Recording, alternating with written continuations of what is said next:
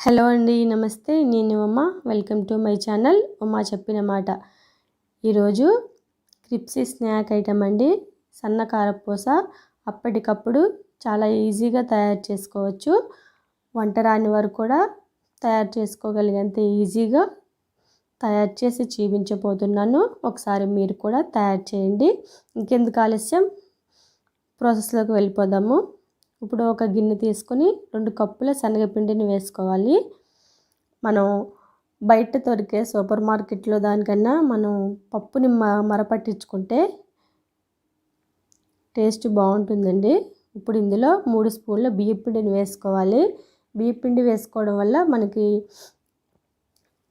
క్రిప్సీగా ఉంటాయి కారపూస అనేది. ఇందులో 1 స్పూన్ కారం వేసుకోండి. రుచికి సరిపడినంత ఉప్పు వేసుకోవాలి.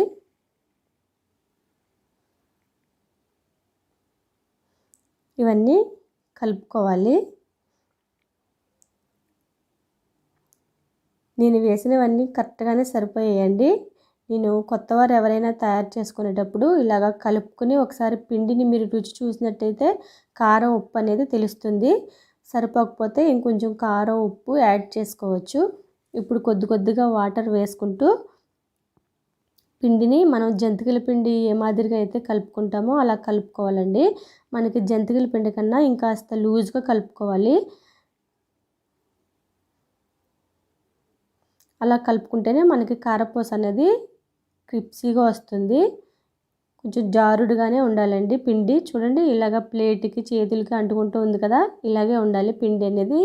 ఈ విధంగా కలుపుకోండి.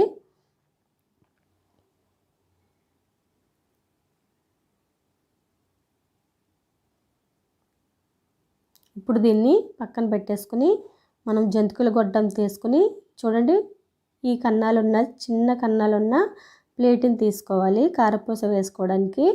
ఇప్పుడు దీనికి నూనెని రాసుకోవాలి. మనకి జంతికల బొడకకి నూనె రాసుకోవడం వల్ల అంటుకోకుండా బాగా జారుతుందండి.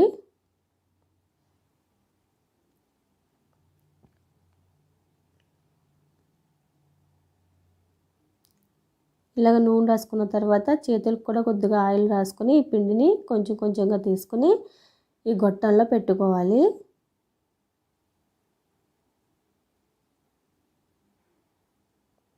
స్టవ్ మీద మనం ప్యాన్ పెట్టుకుని ఆయిల్ వేసుకుని ఆయిల్ బాగా వేడి చేసుకోవాలండి.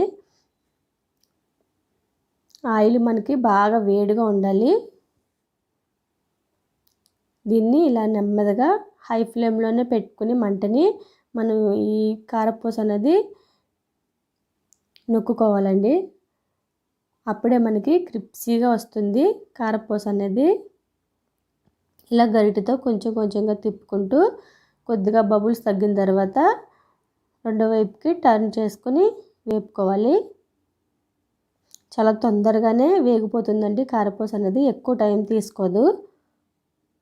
చూడండి, బబుల్స్ అవి తగ్గాయి, కారపూస అనేది వేగిపోయింది. ఇలాగే పిండి అంతటిని మనం కారపూస వేసుకుని తీసుకోవాలి.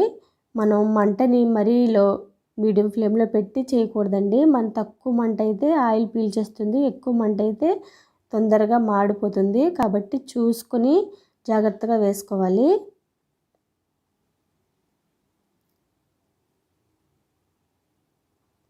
మనం ఒకసారి చేసి పెట్టుకుంటే 1 నెల రోజుల వరకు నిల్వ ఉంటుందండి. 8 బాక్స్లో వేసుకుంటే 1 నెల రోజుల వరకు నిల్వ ఉంచుకోవచ్చు.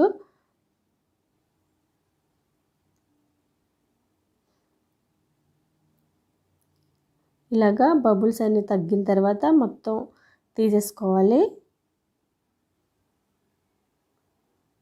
చూస్తున్నారు కదండి, చాలా క్రిప్సీ స్నాక్ ఐటము. చాలా తక్కువ టైంలో తయారు చేసుకోవచ్చు. ఒకసారి మీరు కూడా తయారు చేయండి. మీకు ఎలా వచ్చిందో కామెంట్ రూపంలో తెలియచేయండి. ఎవరైనా నా ఛానల్ని ఫస్ట్ టైం చూస్తున్నట్టయితే నా ఛానల్ని సబ్స్క్రైబ్ చేసుకోండి. నా ప్రీవియస్ వీడియోస్ చూడండి. మీకు నచ్చితే నా ఛానల్ని సబ్స్క్రైబ్ చేసుకోండి. ఒక లైక్ చేయండి. లైక్ చేయడం వల్ల ఈ వీడియో మరింత మందికి చేరువవుతుంది. వీడియోని స్కిప్ చేయకుండా పూర్తిగా చూడండి. మీ ఫ్రెండ్స్ అండ్ రిలేటివ్స్కి షేర్ చేయండి.